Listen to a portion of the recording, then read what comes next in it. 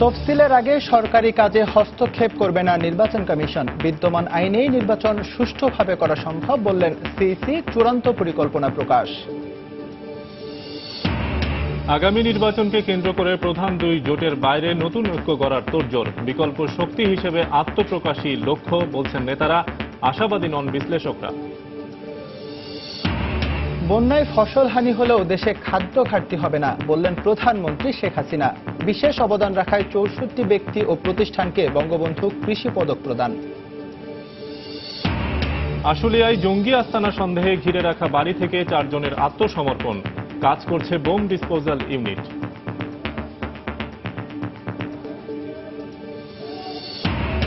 এবং কিডনি প্রতিস্থাপন সহজ করতে কাল মন্ত্রিসভায় উঠছে মানবদেহে অঙ্গ প্রত্যঙ্গ সংযোজন আইন। জোর দেয়া হচ্ছে কেনাবেচা প্রতিরোধেও।